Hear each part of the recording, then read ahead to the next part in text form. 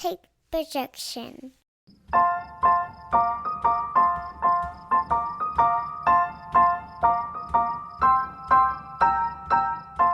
Welcome to Check Your Shelf, the official book podcast of the Alabama Take Network. I'm Jaimee Hannah, and I'm joined by my co-host, Jennifer Kimbrough. Yay! Yay! Official co-host. Welcome, Jennifer, on a full-time basis. Yes. To Check Your Shelf. I'm excited. Jennifer has been a guest twice before. Mm-hmm. We have a lot of fun doing this together. Yeah, I think we do. And we have a lot of fun texting about it every day. Yeah, we were already talking about books like all the time. So this just kind of made sense. And it gives us more of a reason to hang out. That's really what this is about, isn't it? Well, it is. And also, I've noticed on your Instagram, you will tag all of your book buddies. Mm-hmm. And I'm never tagged. So I feel like now you will be professionally required. I will. You're right. I do. I'll start tagging. So do you want me to tag you personally? Oh, I'm kidding. You know, I don't ever want to be tagged. No, you're getting tagged now. I've held this in for the last couple of months since we started talking about this. I was like, I'm gonna make sure she knows. Yep, you're getting tagged. Your book BFFs. Jennifer's very, very active on Instagram, Bookstagram. Yeah, Bookstagram. I'm not on TikTok. I mean, I am. I have a TikTok, but it's like I'm so familiar with Instagram that maneuvering around on TikTok feels like it's not user friendly to me. Yeah. Most people would say opposite, but so I'm not really on TikTok. I just have an account. With your Instagram, like anybody who's ever followed a Bookstagrammer, like you do all of the things. Like that's what, even if I didn't know you, I would follow you because you have those, like all of the templates and you post a lot, you do reviews and I try. Everything's very organized. So needless to say, Jennifer will be taking over the Check Your Shelf Instagram. I've kind of tiptoed in, so I've been doing some posts for about a week now, trying to grow the follower count. And I think so far what the challenge has been is not overlapping what I'm brainstorming for my personal thing with Check Your Shelf. Okay. So those will be, so do you need the book gal and Check Your Shelf? We'll have different content. Okay. Yeah. Well, this is very, very exciting. I'm excited to have more than one post per month the day the podcast releases. I'm hoping to do 3 posts a week. That feels very, very manageable. And you do a good job with the not reels. What are they called? The stories. You do a really good job with the stories. Yeah. I am turning into Ron Swanson. Like not even slowly. Like it's happening quickly. Like I like if I could like drag a typewriter to work and just type all my stuff out. Like I'm so happy because like the book community is so rich and there are so many cool things that happen and I do follow it. I just don't like to be the content creator end of it. So well, technology, all the things on it are changing. Most of the time I feel like it's changing faster than I can learn it. Yeah. Like every update will be, some updates are huge, and then you've got to relearn everything. And so, technology is changing fast. It really is. Like, I don't know. I think this will be good. I think it's going to bring a lot of new listeners. I need to send you some numbers later. Like our downloads have gone way up. So apparently if you have a podcast and then you put it on Instagram and you don't just like when people come up to you and say, "Hey, I heard you had a book podcast," go, "Oh my God, where did you hear that?" Like if you actually like really try to push it, like it'll do pretty well. So so thank you for that. You're welcome. Whole new world and permanent co-host. So and it's fun. Yeah, I think it'll be fun. 2 people to share it all. Yeah, and we'll still have we're still going to have themed episodes. We're going to have guests come on. We've got some really fun things in the works as far as guests. We're talking about doing some author interviews, more book reviews. We're going to not only be more active on social media, but we're going to drop some bonus episodes. That should be just mini episodes, I guess. Yeah. And like some of the things we're talking about doing is like specific book reviews. So like Fourth Wing is going to have its own episode once I finally finish it. And I've got a special Stephen King episode that will be coming up as a bonus episode in October. Just lots of new things. Check Your Shelf is officially 1 year old in September. So it should have a birthday party. This should be it. Wait, wow. We didn't do very well. Think about that far. Happy birthday, Check Your Shelf. Happy birthday. So it's a good time to bring in some new things, change things up a bit, and see where we can go with it. So we've got a lot of fun things. Yeah, we were very appreciative to everybody who has listened thus far. There's been lots of growing pains and some technology issues, and we're so excited that Oscar is still hanging around to do our book reviews for us. He will be back with this episode. You're going to hear some really good reviews from him. And otherwise, we're going to talk about one of our favorite topics today, and it's probably what we talk about more than anything else in the world. Yeah. Sorry to our children. We talk about Book of the Month Club probably more. We do. Than sharing updates about our own children. So we're constantly texting each other about Book of the Month Club. Yeah. So why don't you kind of give an overview of the process? Let's not assume that everybody knows, because I really didn't know. I knew what it was, but I didn't know like the deal until I started. Well, I don't go about anything halfway, and so when I was trying to figure out what it was, it's actually been around since like the early 1900s. Did you know that? I know. And it didn't become it was an actual club that met, and then it became a subscription box during COVID. That was when. During COVID? I think. Maybe not. Why? Have you had yours since before then? No, I didn't have mine until 2021. I just thought it was a. Well, I think COVID had. Okay, I'm gonna have to look this up. I think it had something to do with them going subscription box based. Okay. Because everybody was at home. Okay. I mean, that would make sense. I just thought, I don't know. I thought it had always been through the mail. In the 90s, I was a part of the Stephen King Book of the Month Club, where they, like you got one of mine. So this, and this is something I'm going to put a link in the bio of our Instagram, but Jaimee and I each have a referral code, and you can get your first box for $5 for that month. And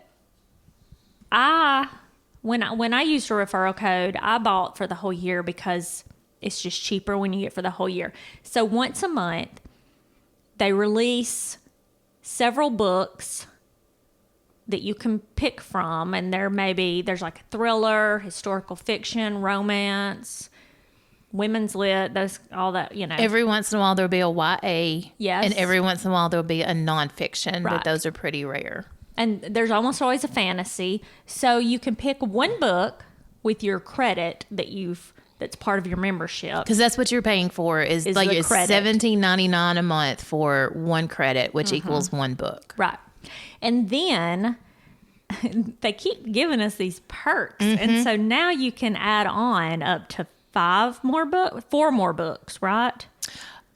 Once you are at best friend status and you get your book of the month back, I sound like I'm in a cult. Oh, best friend status starts after 1 year. After 1 year. I'm not at best friend status That's yet. when you can get 5. Yes. Like it's, I can get 3 right now. Okay, yeah. And that is, it's, it just went to 5, and it's 5 books, but also they're deeply discounted. They're like $9.95 a piece. Well, mine are $11.99. Do they just go up? I wonder if they just went up. I think this is the year they went up. They're you're grandfathered in on the old plan. Okay. But still, $11.99 for a brand new hardback. That may not even be in stores yet. Like when we say new stuff. Right. Like a lot of times they haven't been released yet. Yeah. They're maybe, they're not like super new. Maybe it'll be released in 2 weeks. Right. Whatever. Right. But yeah, that's still a great deal. Because it's a great deal. If I were to walk in Target right now and get a hardback, it would probably be 20-something-ish at least. And Books A Million would be 30-something. Yeah. So $11.99 is a great deal. And then, and after a year, apparently you get this really fancy bag to keep all your books in. I'm not there yet. It has a book pocket. I have 7,000 bags, and I don't know why this one is so special. You told me about it immediately. You were so excited. And I learned this. I'm not there yet either because I'm not a BFF. But after you reach BFF status, you get 2 credits your birthday month. What? Do you not get that? This may be. I wonder if this is the first year that they've put that in. What I knew about was the 1 credit for your birthday, and then you get one of the book of the year finalists for free. So they probably have just upped that where you get 2 for your birthday month with the BFF. So I could be wrong. You get something extra your birthday month for sure. And yeah. And yeah. So and I love it how we're just like, they give it to us for free. Like, we're not going to buy these books for $11.99. My box has grown so big. Like, I have very, very terrible like restraint issues when they. Another thing about book of the month, I know I didn't finish that sentence, but this is important to it. All of the books are good. They're very guaranteed. They're like highly vetted. Yeah. So they're good. And then you can get them for cheap. So it's like, why would you not get all of the books you possibly can, especially if you have a book problem? So yeah, I mean, and they make for a really pretty shelf. They really do. Like all the little book of the month logos on the spine. I mean, it's a very cohesive shelf they make for. Yeah, yeah, so. Yeah. You're totally right. I love it. Yeah. So where did you first hear about Book of the Month Club, and what made you want to join? And they got me. They influenced me with an ad. And so I had been wanting to read Kiss Her Once for Me last Christmas. Mm-hmm. It's I kept seeing it. It was like it's a LGBTQ romance, and it's Christmas themed. And I kept seeing people reviewing it, and they were all tagging Book of the Month Club. And I was like, what is Book of the Month Club? And so when I don't sit and worry over things for very long. The minute I saw a $5 on your first box, I just was in. And I went ahead and paid for the whole year. I was like done. So that was my first one. So it was in December. And I highly recommend it. It was a 5-star for me, and it is by Allison Cochran. And now we're approaching the holidays again, so I try to read my themed books. Like I'm not going to read a Christmas book usually in June. So that would be something I'll probably reread it again because it was great. Okay, yeah, cool. Well, I found out about. Well, I mean, I knew it existed, but I had never considered joining it. But Patrick, who is the co-host of the Alabama Slam with my husband Corey, was like, "Hey, your wife is a librarian. She likes books. Maybe she would like Book of the Month Club." And then also you get those sweet referral codes that you can pass around. And then when someone uses your referral code, we get a credit, right? Yes. Yeah. That's what I thought. Yeah. So It's like he got a free book. I got inducted into the Book of the Month called. Like, it worked out for everybody. But yeah, so that's how I found out about it. And I was really intrigued because he reads a lot of fiction. And at that point, I did not. I was in grad school, I was in library school, so I was taking classes on like materials and services for young adults and materials and services for like, middle readers kind of. So I was reading tons of things, but I wasn't reading anything like grown up. Right. I remember that. Yeah. And then I read some nonfiction. Like, I would put some nonfiction in here and there, but I was like, I have a blind spot with contemporary fiction, so this may fix that. And I was in from the get-go. Like, they nailed it. First book I picked, which is going to be the first book I talk about in our review section. Like, it was great. It was exactly what I was looking for, and I have been super, super happy with it ever since. I want to have Patrick on here sometime to talk about about books. Yeah, and Book of the Month Club. Every month when I pick my book, I'm always like, I wonder what Patrick is getting. So I want to go back to something you were talking about because it's so funny, like the way you described it versus how we actually live it. Jennifer was like, so once a month you choose your book. Oh, I forgot. Yeah. Choosing the book. That is like Bama Rush levels of like internet engagement that week because everyone posts like, what are you getting? It's like everyone's trying to figure out what they're going to get ahead of time, like predict what's going to be the book of the month, which Jennifer posted. I did a post, to try to predict. There are a whole bunch of blogs out there where that's what people do. So I went down this deep rabbit hole of Reddit, YouTube, people that have YouTube vlogs, and then regular blogs, and there's a lot of it out there of people trying to predict. Yeah. It's like And here is a trick of coming from a librarian. You can go ahead and put those books on hold at your local library as long as they're going to be big. If they're on these lists, they're going to be big releases. Yep. The library probably already has them pre-ordered and in the catalog, and you can put them on hold. And then that way you're on hold before it releases as a book of the month pick. Because once that happens, it's just like it goes crazy. And then you'll wind up, one day you would have been second in line. And then the day after it releases, you would be like 26th in line because everybody's coming for that same book now. Right. Because some people can actually like only get one book. Like they're not like me where I feel like I have to have all of the books, but like they have willpower and they're like, I will choose this one book and then I will get these other books from the library. Or even, I know we're wanting people to subscribe to Book of the Month Club because we love it so much. But if that's not in your budget, it is still an excellent resource for what great books are coming out. And then, like you said, get them from your library. Yes. Yeah. So, and then they don't tell you ever what day they're going to post on the website. No, they don't. They'll send you, it's usually between like the 28th and the 1st. Like we're in the season. It's not today so far. Oh, it's not. I looked. Yeah. I looked to see. But you'll get an email that says, hey, the books are up. But if you obsessively check, you like what we've discovered is that email comes a good 4 to 6 hours after they post. So yeah. If you just want to like just keep hitting that app. Like you'll text me a lot of times and be like, the books are up, and I haven't gotten an email yet. So yeah, we start watching for that. Yeah, and we're almost there. We are. Yeah. Except like what was it last month or the month before? They said, here's our new selection, and then it was like a blank screen for 6 hours or something. Yeah, that was awful. And then it was something to laugh about.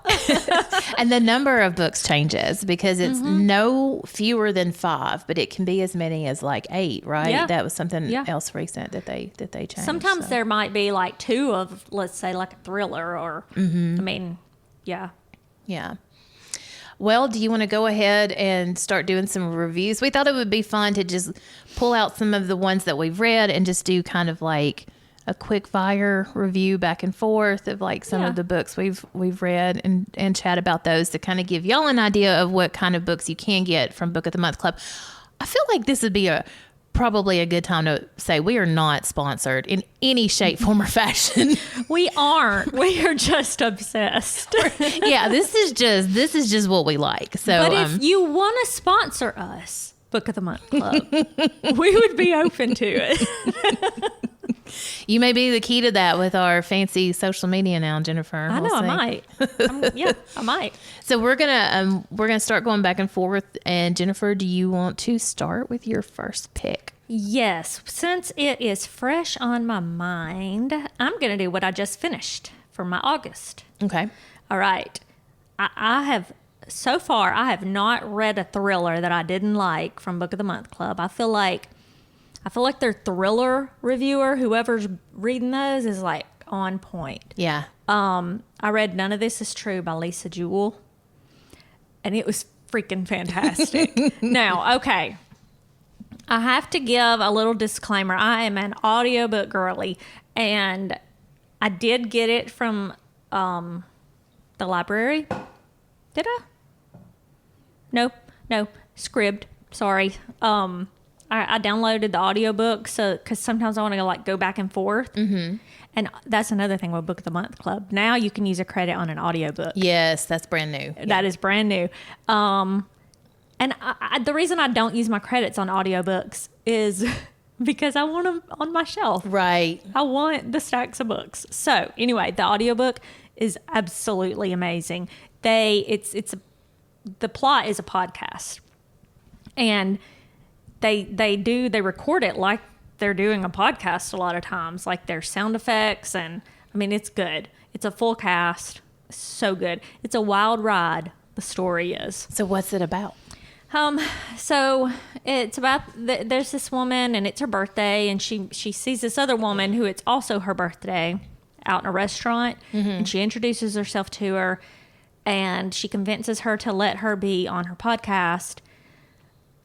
And she wanted it to be like, hello, I'm your birthday twin. I think that's the name of the podcast. Mm-hmm. And she starts telling her this whole kind of just her life, because she's told her she's fixing to make big changes in her life. And she tells her all this crazy stuff about her life. But, I mean, the title of the book is None of This Is True. So you're probably dealing with an unreliable narrator the whole time. Mm-hmm. So the whole time, as you're hearing this crazy tale that this woman is telling of her life, that I mean, it's a doozy. And then at the end, of course, you know how there's always the plot twist, and apparently I didn't know this, but the plot twist, a lot of people have misunderstood it. Mm-hmm. And they thought something else was the plot twist that wasn't. And so now Lisa Jewell has been addressing that, and it's good. That's interesting. It's good. Okay. I have it at home. I couldn't quit. I love that kind of thriller. Mm-hmm. I love it so much when it's like you just keep turning those pages. Yes, it was so good. Fantastic. It's my first one I've ever read by Lisa Jewell, and apparently hers are all pretty great. Okay. My first book is actually my very first book of the month club selection that I got in July of 2021.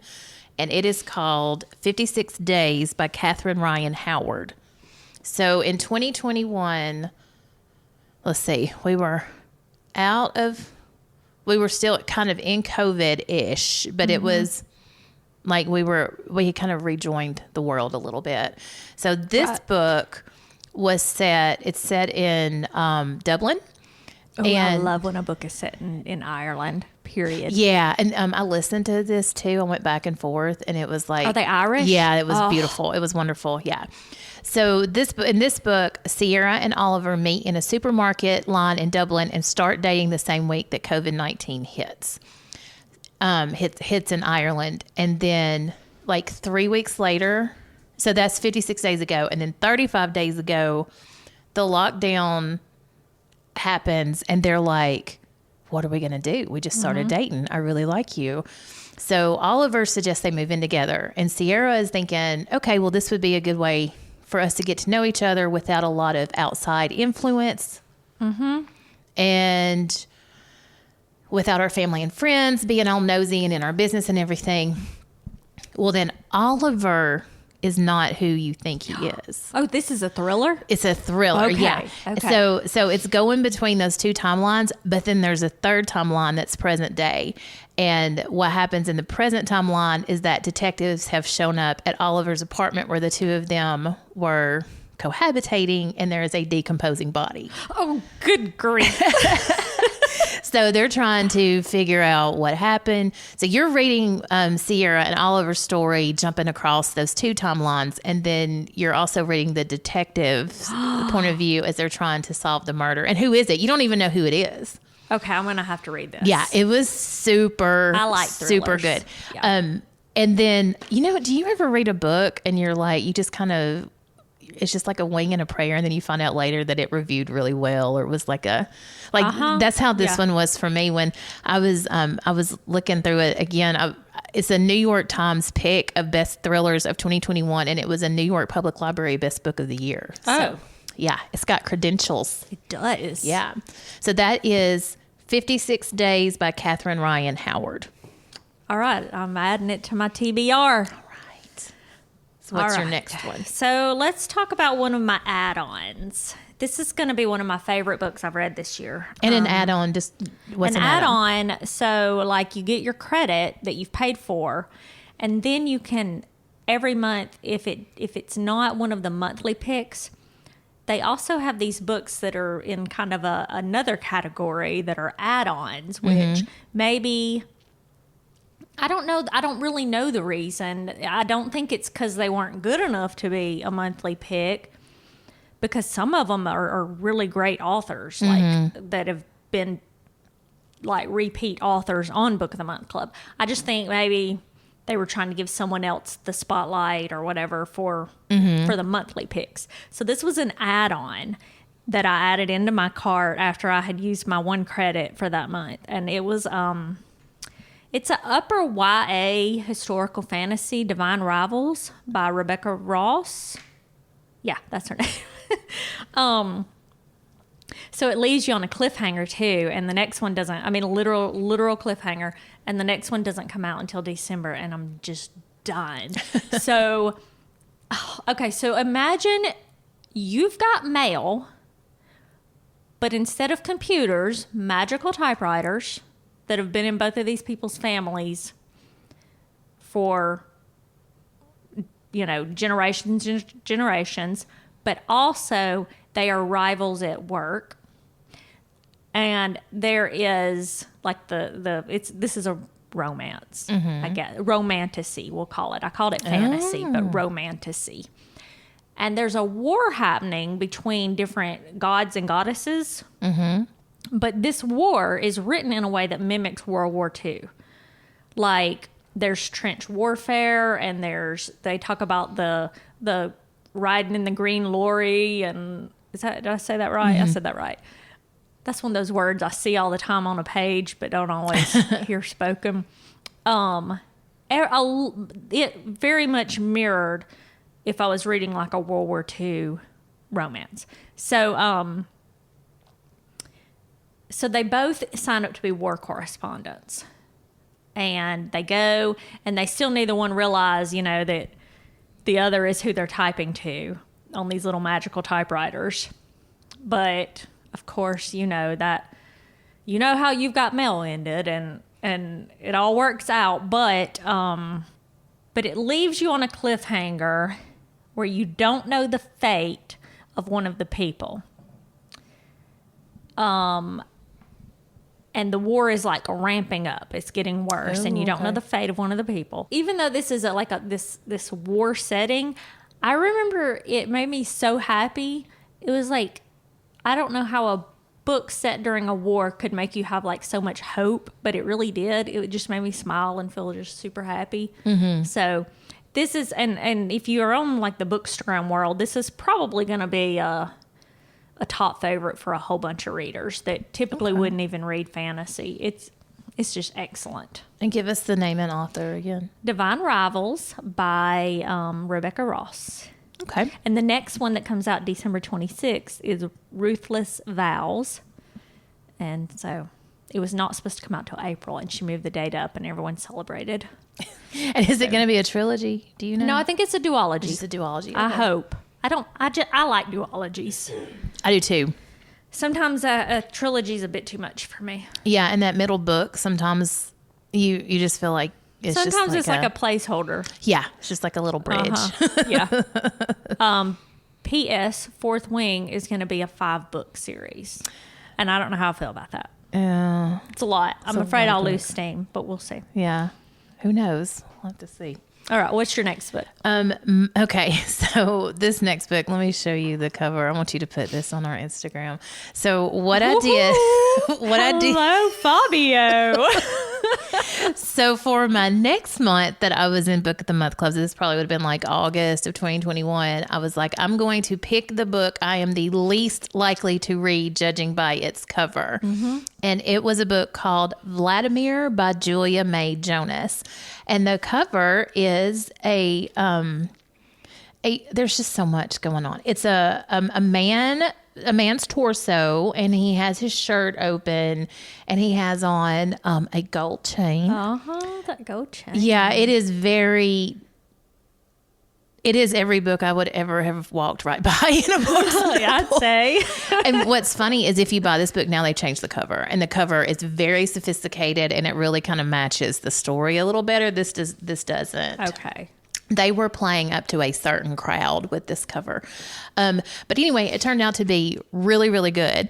And it is about the narrator of the book is a popular English professor, and she's married to a professor, and they're at this like small liberal arts college, and he's under investigation for inappropriate relationships with former students. Oh. So she is going through all of that with him, and they have this like one of those understandings about their extramarital pursuits.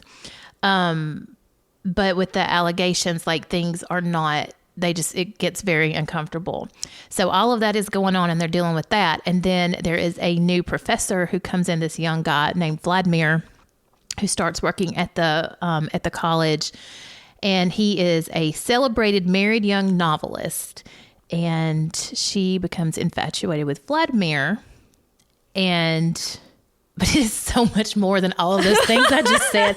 Like when I finished this book, like I just kind of walked around like for a full day, just thinking about. So would you consider it a HEA, happily ever after, or no? Maybe it's because it leads you to think it's a romance book, but there's really strict criteria for romance. I don't know that I would call it that. Then. I don't think I would. It's more of like, it's more contemporary literary fiction. Like this is way more complex than I was anticipating. But it really made me think about aging, because the narrator is an older woman. And, you know, she's looking behind, she's looking ahead, she's looking at where she's at. And it's just a lot of ruminating on that and where your choices have led you. And I was shocked, like, at how deep this went. Like, how much you liked it. Yeah, psychologically and philosophically. Really, Vladimir was just a prop, like as a guy. He was there because he made the narrator go through this whole process, and that's what you're really reading about. So yes. I would highly recommend it. Maybe not to just everybody. And if you are looking for a traditional romance, probably not. If you're looking for just a really good, very well written, just literary fiction, that is Vladimir by Julia May Jonas. And get the new cover. Because this one. Unless you like hairy-chested men in a gold chain. Yeah. Okay. So one of my June picks was The Wishing Game. I have been saying the authors. I was second guessing myself, but I can't. Oh, do you have it sitting right there? It's in my basket. I brought this gigantic basket of books with me in case my social media person wanted to. Yeah, Meg Shaffer. Meg Shaffer. Yep. I was losing my train of thought for a minute on that. All right, The Wishing Game. I think she's a debut author as well, and that is one thing Book of the Month Club tries to do. I think is spotlight debut authors. So this was I don't know if it has formally been called a Willy Wonka retelling, but that's what everyone's comparing it to. Yeah. So there's this teacher's assistant, and she has this student that he's in the foster system, and she wants to go through the home study and adopt him, but she is living off a teacher's assistant salary, and she doesn't even have her own place. She has these roommates and all this stuff, and so she knows she would never be able to afford it or even be able to pass a home study.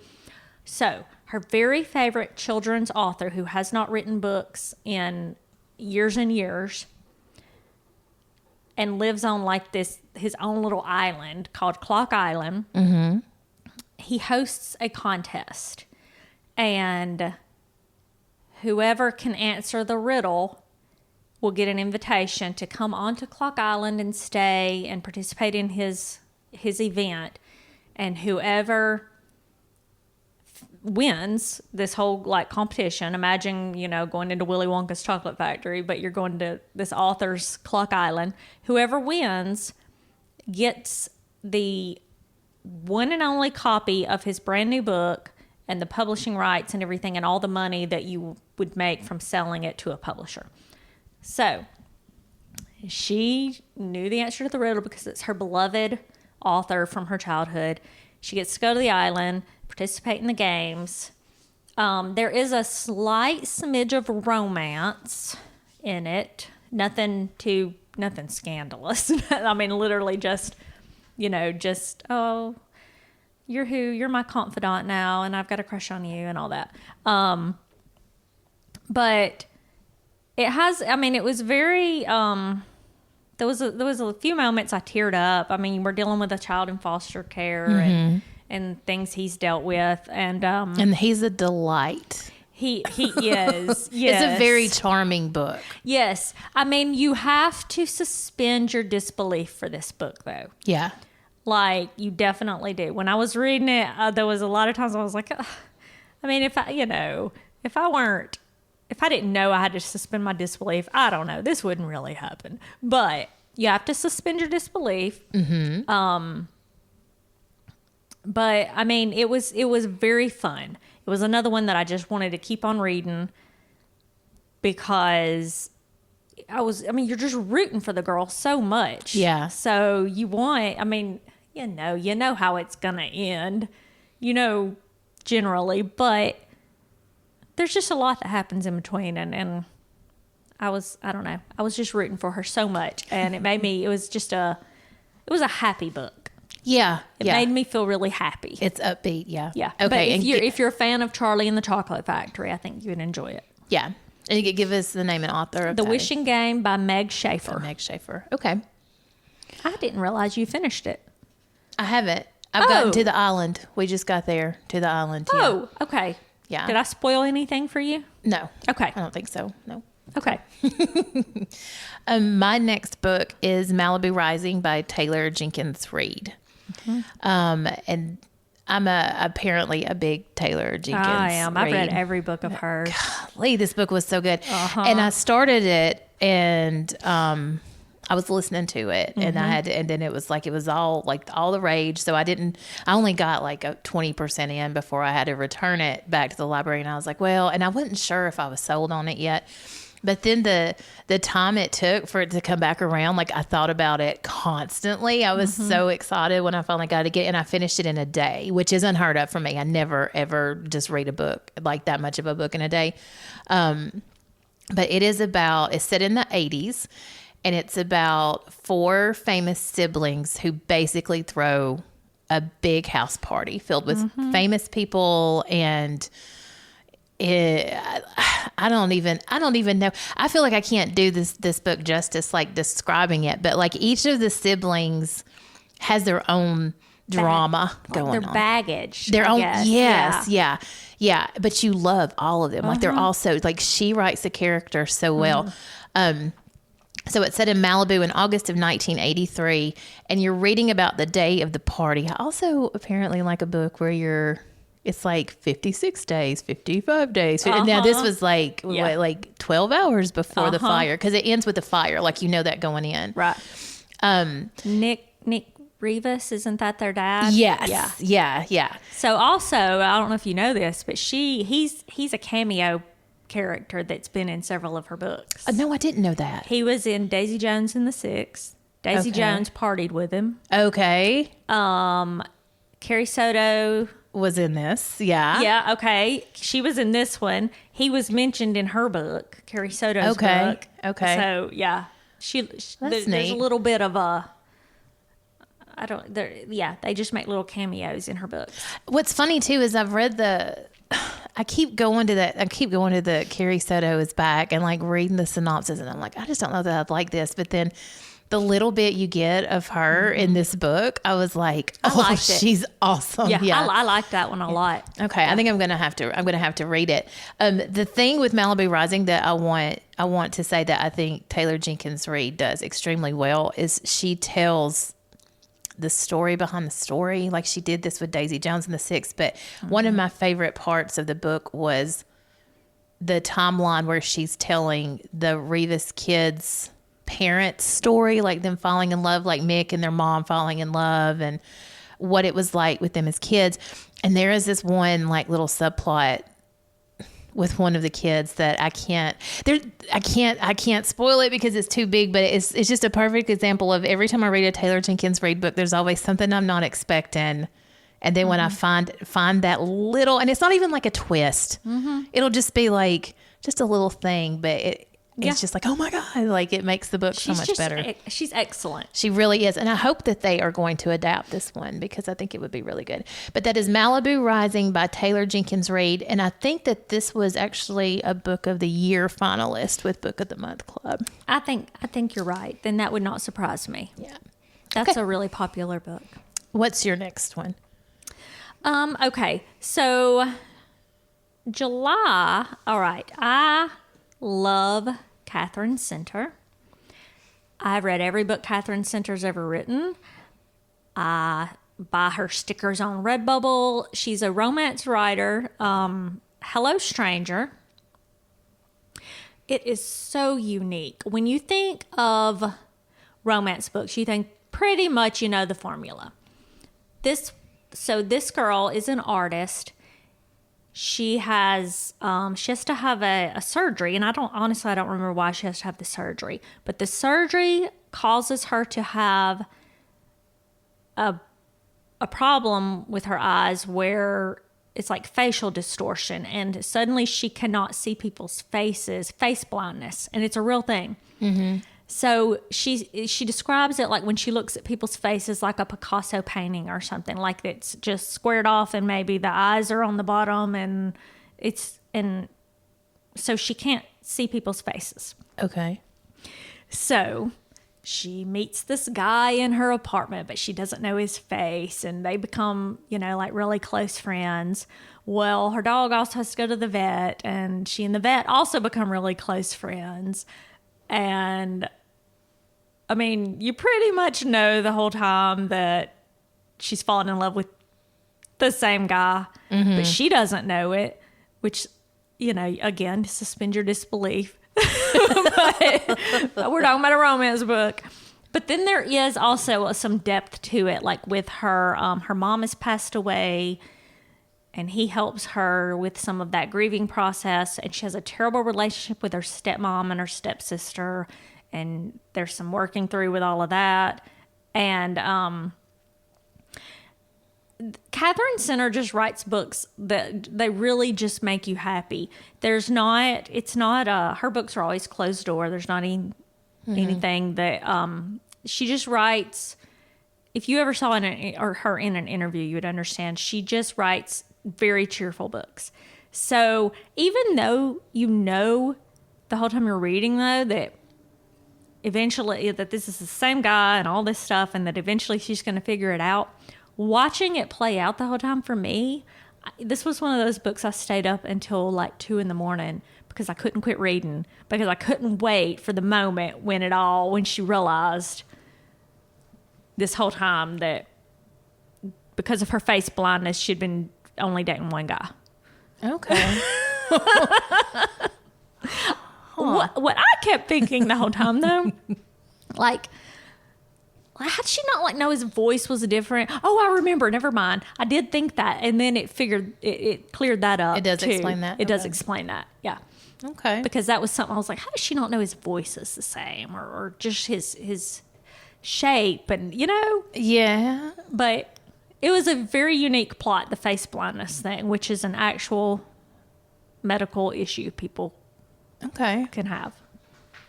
What's that one called? It's called Hello Stranger by Katherine Center.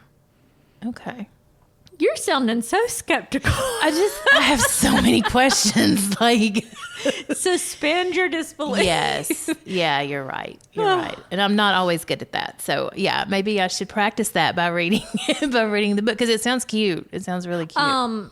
Laura Lott, I think, read it, and she did not give it a 5-star, but she enjoyed it. She didn't dislike it. There were some things she struggled with more than I did. Okay. With the whole suspending your disbelief thing.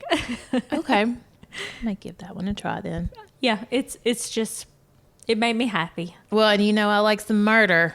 in my books. So I either want murder or I want to be happy. Either or. So. So my next book is called She Started It by Sean Gilbert. To be honest, this was not my favorite book that I've ever gotten from Book of the Month, but it got points because it kept me reading. Like, it wasn't disappointing. I just didn't. I like it. I like to be able to root for a character, and there's not a very clear good guy in this book. But it's about 4 best friends, and they're out of the blue. This girl that they bullied in high school invites them on a luxury vacation on a private island in the Bahamas. So I'm like, red flag, like, let's go. Like, who would do that? Like, yeah, like, okay, that's problematic. But they're all very like superficial, and they're really into like money and nice things. So they're just like, well, yeah, we'll go see what's up. So they go, and it's just it's exactly what you think it would be. And if you were ever bullied in high school, like, it may be a refreshing little revenge read for you. I don't know, but it's good. I mean, it's fun. Like, I read it in 2 days. That's, to me, it gets points for that, because it kept me turning those pages. That's still pretty quick for you. Yeah. And also working against it because of the plot. You're literally with, like, I think the whole book may have like 6 actual characters, and then you hear about, like, you know, people's husbands and some other stuff. And one of them is an Instagram influencer, and I think it really stressed me out because they're on this island with no like internet, and she's still having to worry about content. And you know, like, Instagram's how badly that stresses me out just in my real life, the little bit that I do with it. So I think that there were a couple of different layers of why this book may not have been for me, but I still recommend it. Like, if somebody is just like, I'm going to the beach, I want a recreational thriller that I don't have to put a lot of brain power into, this is a great one for that. So, but it's called She Started It by Sean Gilbert. And I think this might be her debut novel. I think you're right. I've seen it a few times. Okay, so my next one, this was one I got in my February box, I believe, and it's Maame. Okay. And again, I can't remember the author's name. I'm the overachiever who has my stack of books right next to me. I know. Google the Maame author's name while I'm talking about it. Okay. So Maame is about a girl who she's a late bloomer. She has spent her adult life caring for her father, who has Parkinson's. So she has not gotten to do the things that someone would normally get to do as an adult. She has never left home. She's never had a boyfriend. So, meanwhile, her mom goes back to their African, they immigrated from Africa. Her parents did. And I want to say maybe Kenya. Maybe, I don't remember exactly where her parents are from.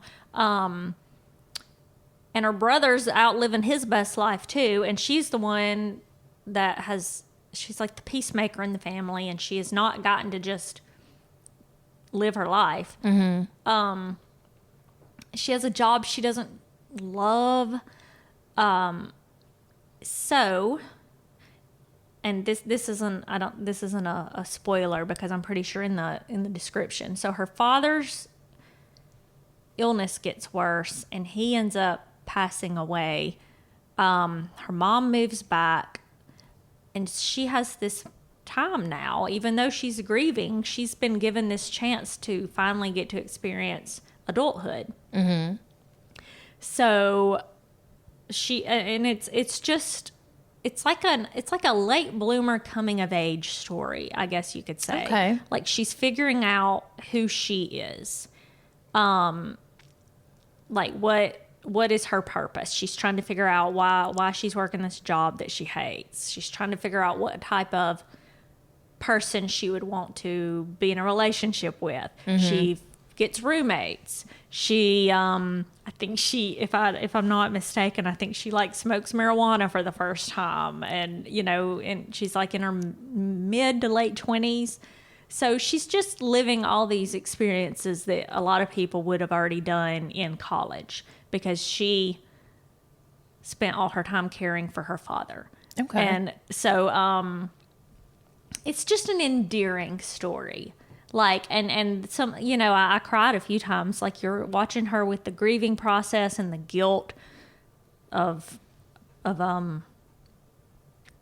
I don't know, you know, she's finally getting to live her life, and that's wonderful. But the reason she's getting to live her life is because her father passed away. And so there's like this underlying guilt and grief she's having to deal with. And it was just such a good story. So who did you figure out the author? Yeah, it's Jessica George. Jessica George. So that's Maame, Maame by Yes. Jessica George. And she also, it's just, she learns to stand on her own 2 feet. Yeah. Speak up for herself. It's just considered a late bloomer coming of age story. And it made me very happy. Okay. Again, I just want my books, like I said, I want them to make me happy, or I want someone to be murdered. The librarians love this book too, by the way. I have not read it, but it's on all kinds of like librarian lists and stuff. In fact, you know what? I think you helped me make my decision on that by telling me that. Oh, okay. I think you told me when I was trying to decide. Awesome. That it was on a lot of lists. It's just an excellent story. Yeah, it's so good. I bet. There was a lot of moments that were kind of laugh out loud moments as well. Okay. So. Okay. That's good. Okay. So Maame by Jessica George. Okay. The next book I'm going to talk about broke my heart a little because it was kind of a stinker. This was an add-on. This was not a book of the month, like monthly selection, but it's the only one left by Riley Sager. And I really feel like people are not going to agree with me because it's been rated really well on Goodreads and on Amazon. Everybody seems to love it. Yeah. So I'm going to go with you did not. Yeah, no, I didn't. And I really do like Riley Sager's stuff, but I just feel like they may have been trying to do a little too much with this. Okay, but also the cover of it's set in the 80s, and doesn't that look like an awesome like 80s cover? Mm-hmm. And it makes me think of Agatha Christie. The cover does. Okay, yeah. Oh, yeah, it does. It does, yeah. Almost like it's playing on that, too. And then there were 9. Yeah. The only one left. Well, it's basically playing on the whole Lizzie Borden massacre. Like, it's inspired by that. So okay. It's let's see. I wrote down a little thing about it so I would remember, because there's just so much going on in the book. So it's 1983. There's a home health aide who gets hired to go to this estate called Hope's Inn, and she's going to be caring for Lenora Hope, who in 1929 was accused of killing her mother, her father, and her sister in this Lizzie Borden style massacre. And there's even like a little poem about it that the kids say.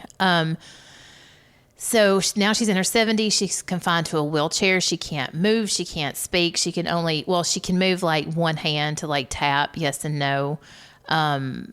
So Kit is this home health care person, and she's trying to get her story. Like, she wants to know like what's up. Mm-hmm. And it just had a lot of potential, but there's a lot of characters and everybody. It's one of those things where it's like everybody's part of the mystery, like down to the last page. Like, you just want to be like, okay, stop. Okay, stop. Okay, stop. Like, if Riley Sager had backed off, like left the last 3 pieces off, it just got kind of muddled and confusing to me. Okay.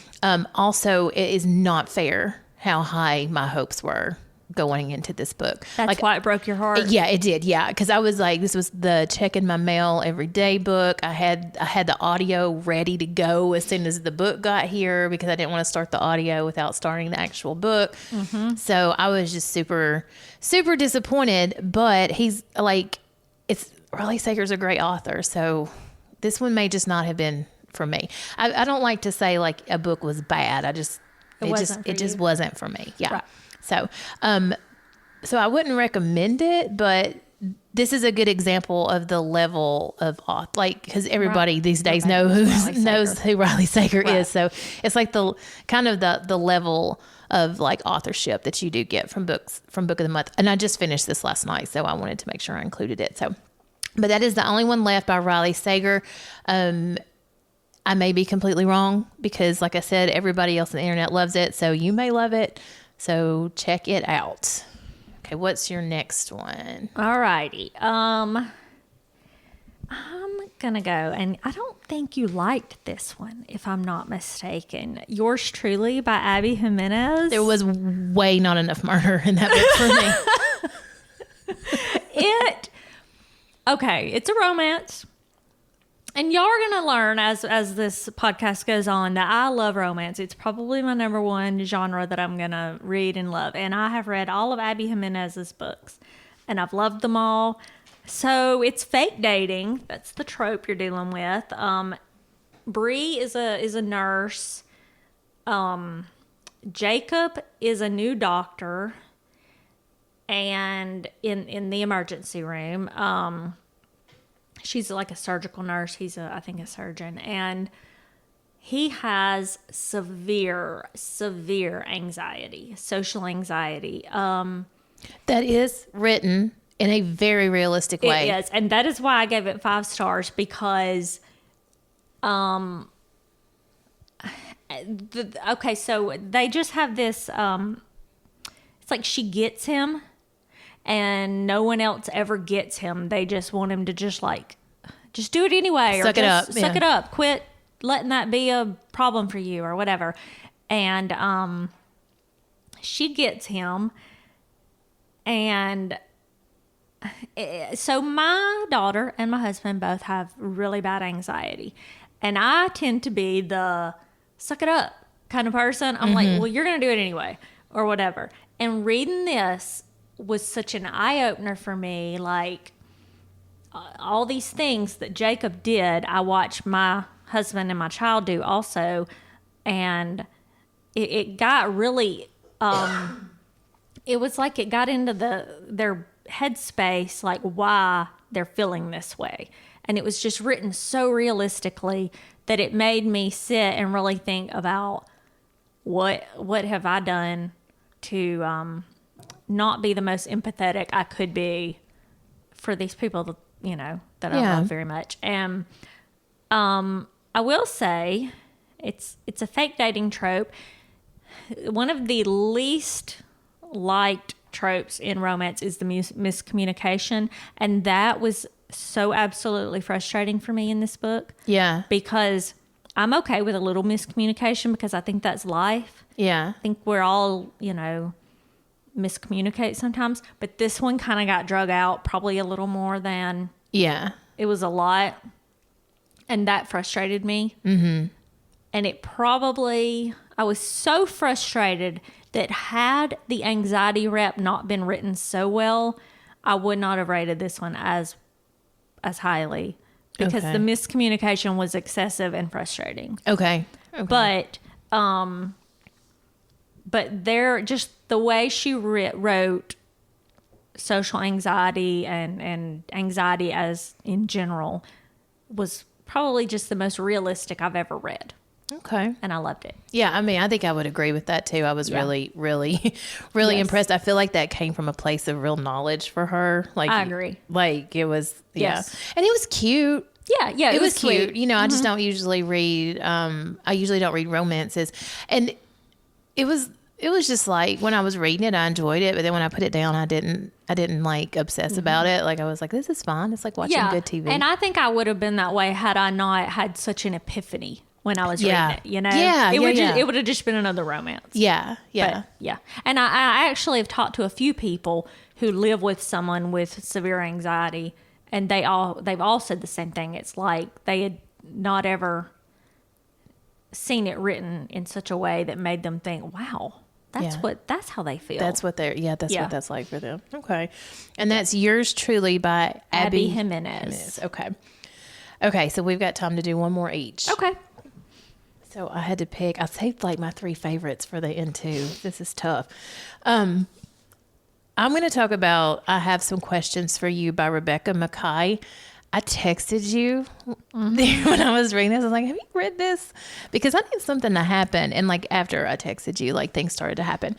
So what this is about is there's like this really successful film professor and podcaster named Bodie Kane. And she is invited by the boarding school that she went to for high school to come back and teach a couple of classes, like in one of those 2-week interim periods or whatever. So she takes that offer. She's teaching a podcasting class, and one of the high school kids she's working with, her podcast topic is going to be investigating the death of Thalia Keith, who was Bodie's roommate. Oh. And that happened. This would have been like 1995.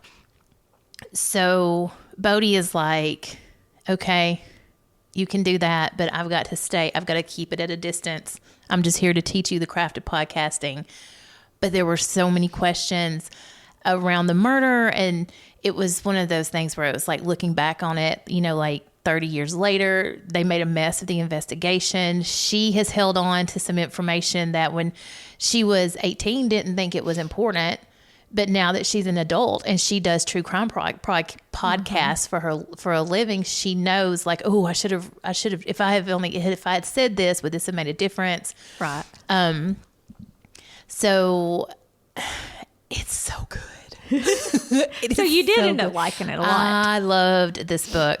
And honestly, I may have given it 4 stars, but I want to go back and give it 5 on Goodreads. Like it was that good. And I think one of the things I really liked about it was I graduated in 95. So these kids, like this murder happened in 95 and these kids are in high school and they're listening to the same music and they're feeling all the feels. Like it took me like so it right had a real back. nostalgic feel for you. Yeah. And it's written very accurately, I think, for like the teenage brain. You know what I mean?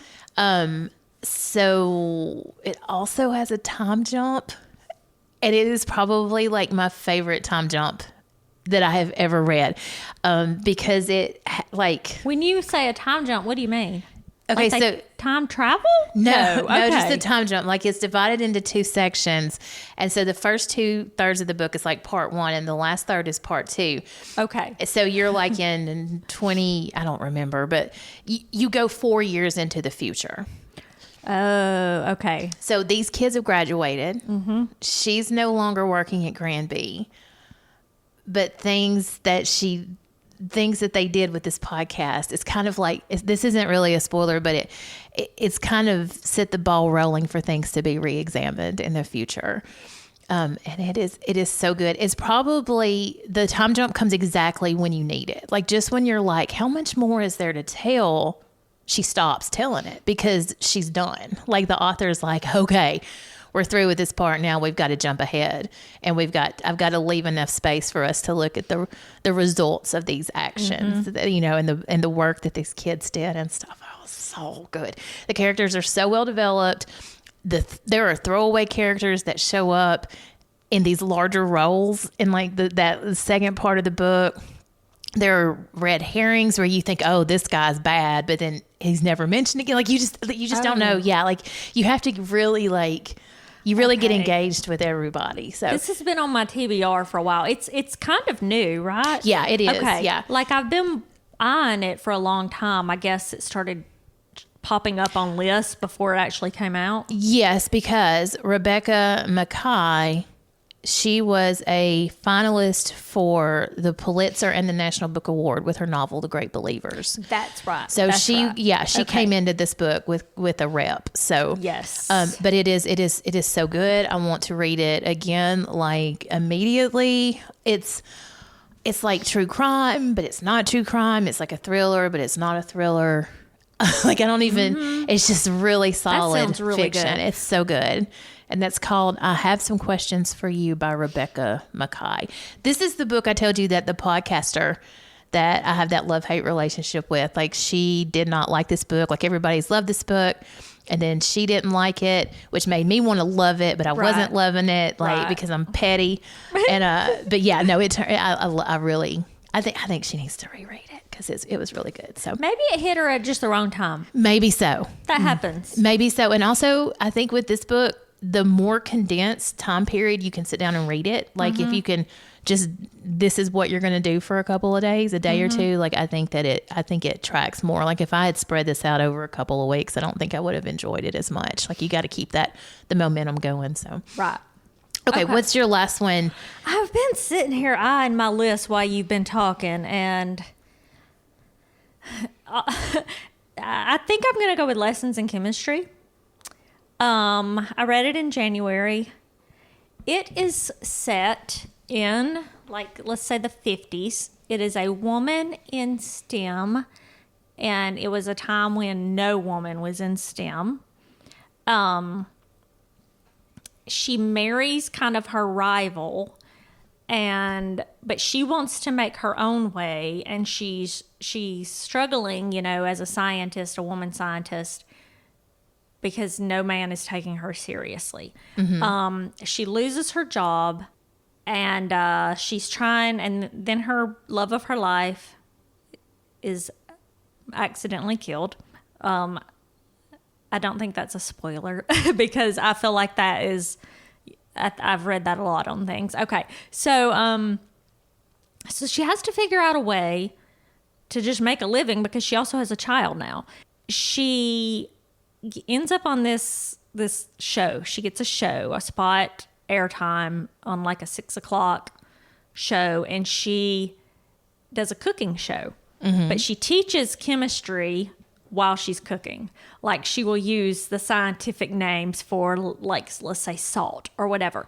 But, I mean, yes, she's teaching chemistry, but what she's really doing the whole time is empowering women. Mm-hmm.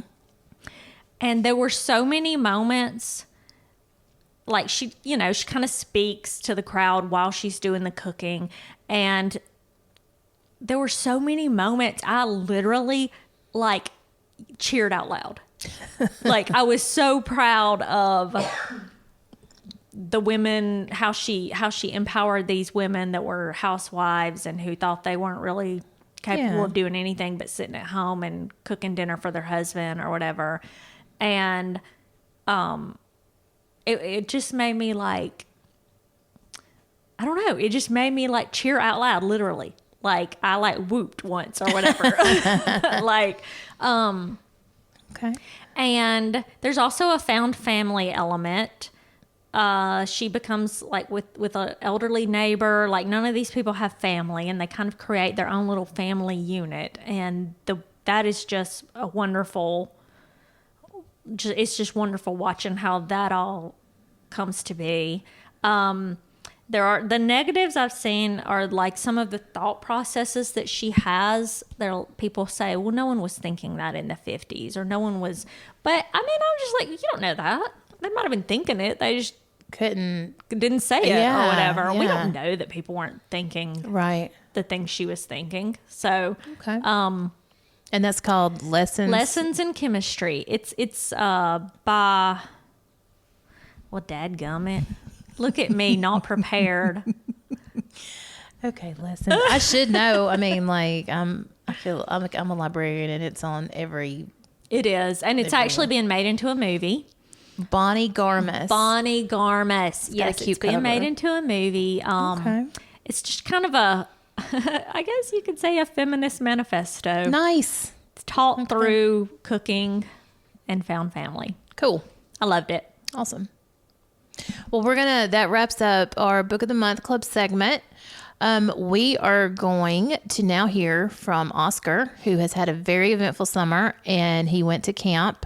Oh. And he did not get to read a lot at camp because during rest time, they actually had to rest. His mom told me he was very disappointed. I love Oscar so much. That sounds like me as a child. But I'm not sleepy. He's like, this is my reading time. So we are going to, we're going to hear some reviews from him. And then when we come back, we're going to do really quickly what's on our TBR list for September.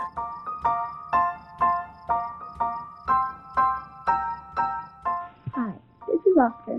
I've read a lot of books this summer, and these are my favorites.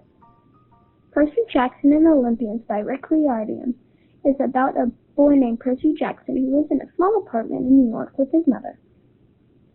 Percy never really knew his father, though.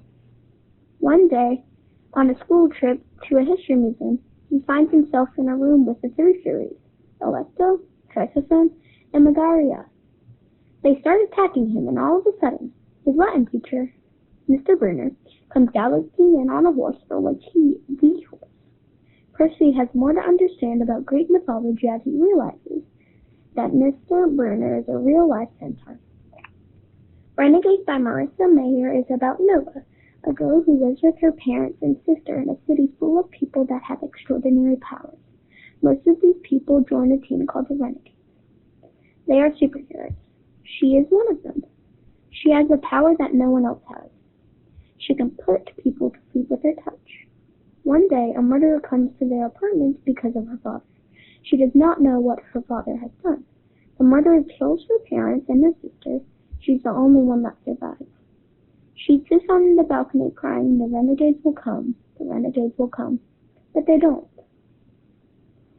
City Spies by James Ponti is about a foster girl named Sierra Martinez who is an amazing hacker. One day she hacked into the New York foster system to uncover the secrets about her foster parents, who only keep the children because the state pays them. But instead of becoming a hero, she is faced with trial at the New York court. Then a mysterious lawyer comes to her aid. Can Sarah trust him? You can find all these books at your local bookstore or library. Thank you for listening.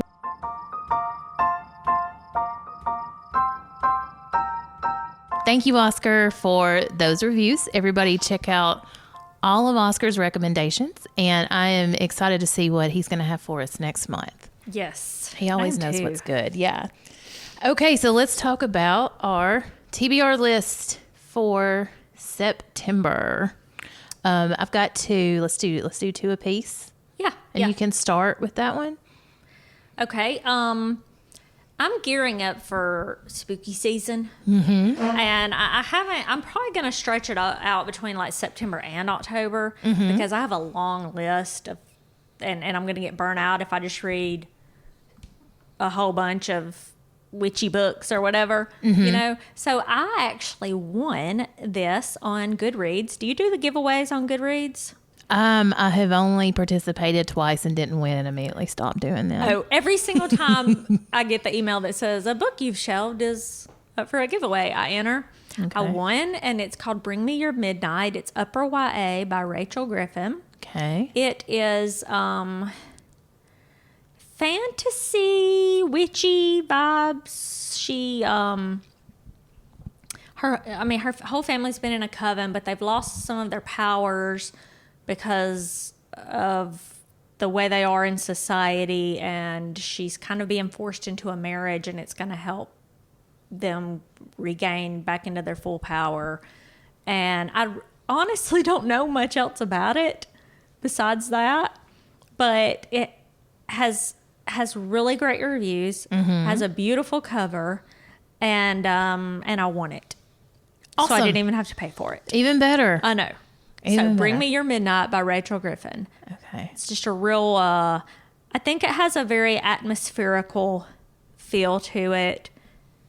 Witches, coven, all that. Okay. So my first book is actually, I received it it was my book of the month club pick for August, but I didn't get to it, and I was kind of saving it for when I could focus solely on it. But I'm kind of glad I waited because I keep hearing better and better things about it. Oh. It's called Shark Heart, A Love Story by Emily Habeck. So it is the strangest book I've ever heard of in my entire life. That's kind of what I've gotten from it. So I'm actually just going to read like a snippet from Amazon because I don't even know how else to like describe this book. For Lewis and Wren, their first year of marriage is also their last. A few weeks after their wedding, Lewis receives a rare diagnosis. He will retain most of his consciousness, memories, and intellect, but his physical body... But his physical body will gradually turn into a great white shark. As Lewis develops the features and impulses of one of the most predatory creatures in the ocean, his complicated artist heart struggles to make peace with his unfulfilled dreams. I don't know what it is about that summary. It breaks my heart. I can't even deal. I think this is going to be the best, saddest book in the world. Like, I cannot wait.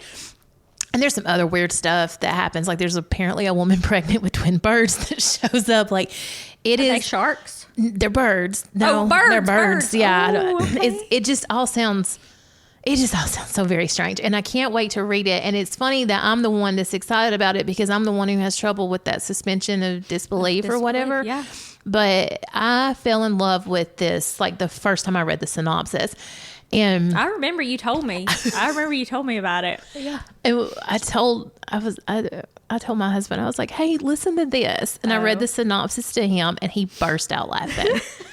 And I was like, this is the saddest thing I have ever heard. And then he was like, why is it sad to you? And I was like, well, just think about like, when we first, I can't even say it. Like if we first got married and then one of us turned into something completely different, but still the same on the inside. There's something, I need to take this to my therapist because like there is something deep in this that has got me just really like torn to pieces. It's an allegorical kind of. I guess. I don't know, but it sounds so good and I can't wait. And now that I've kind of finished up this book of the month review, I'm going to be focusing on Shark Heart this coming up week over Labor Day weekend, I guess. Yes. All right. What's your next one? I actually have the arc for this, even though it comes out at the end of September. This is a romance girly. Lucy Score. This is the third book in the Knock 'Em Out series. It's the final book. It's called Things We Left Behind. So I don't know if you read very many interconnected romances, but typically it follows either a friend group, a family group, or whatever, and they slowly pair off. Like Bridgerton. I know about probably, Bridgerton. Yes. Okay. So you've known from the beginning there was tension, a past, trauma, all these things between these two characters, Sloane and Lucian.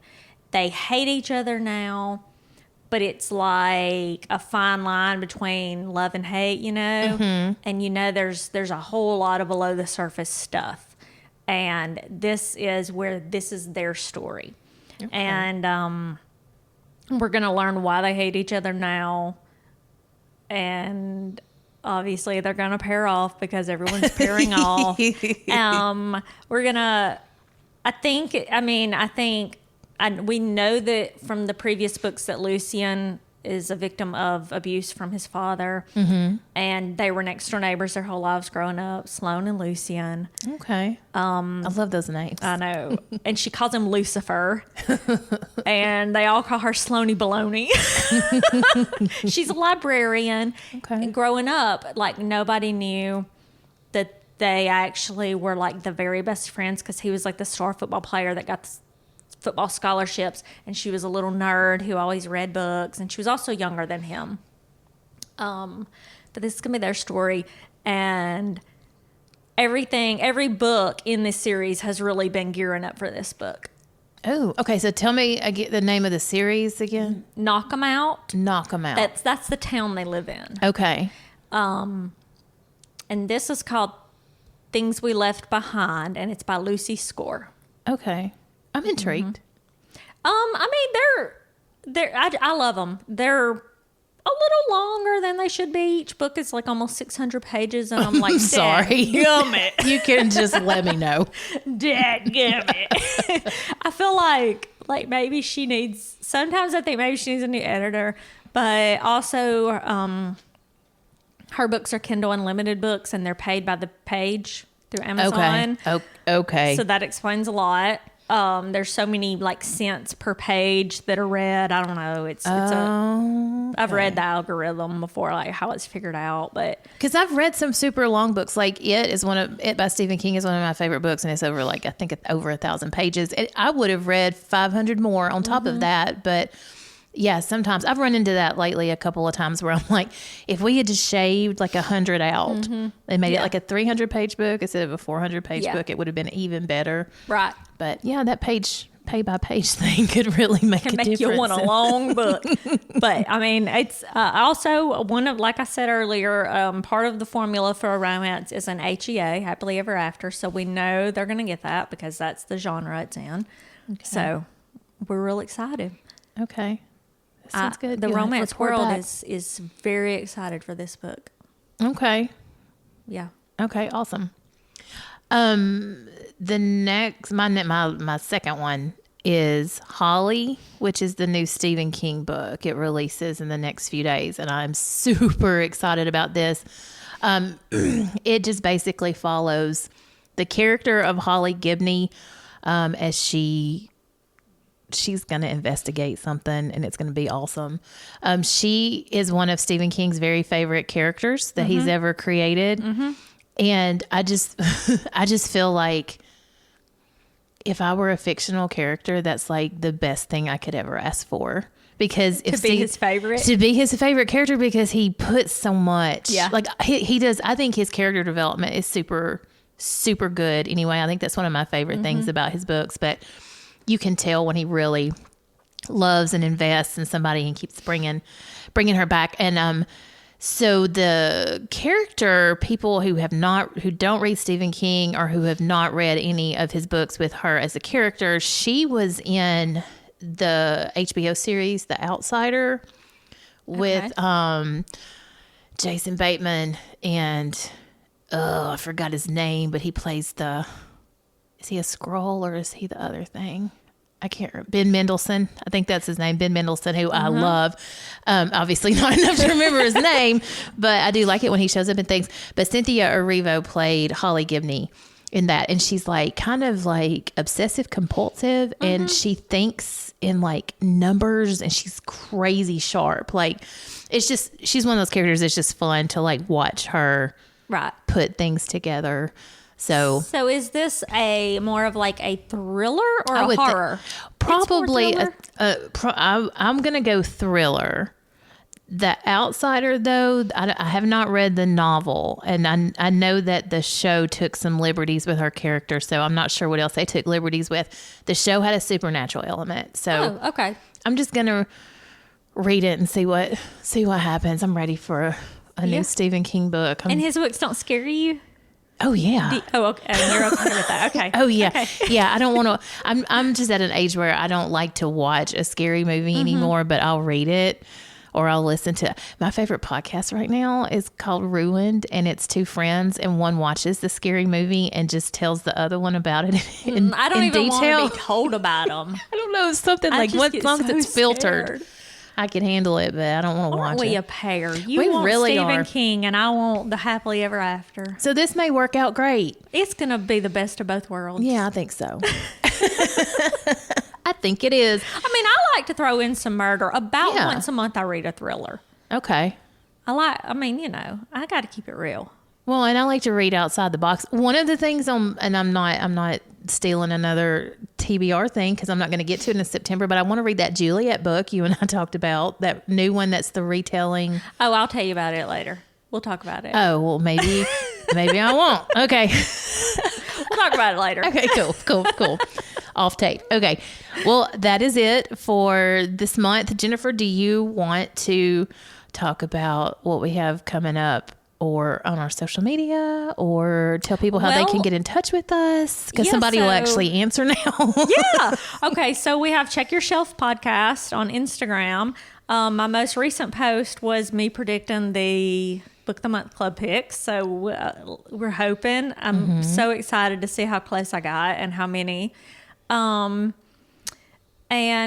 I'm always you can always DM me in those messages because I check it. I mean, I'm on it multiple times a day. Mm-hmm. So if you have a specific question for me, Jennifer will send me a text and be like, please get into the Instagram. Mm-hmm. Check Your Shelf podcast. That is our Instagram.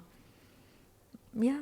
And do we have an email address? Yes. checkyourshelfpodcast@gmail.com. I can handle that end. Yeah. So send us a message. If there's also, we're going to be doing more episodes. So if you have topics you want to talk about, if you I have a pretty big Stephen King project that's going to be coming up. So if you are a fan of any of his books in particular and you are not averse to being on a podcast, shoot me an email and let's chat.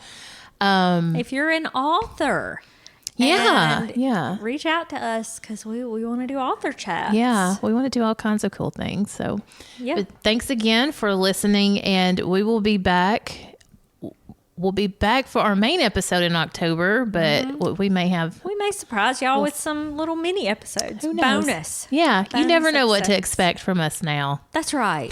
Teamwork makes the dream work. Thanks for listening. Thank you.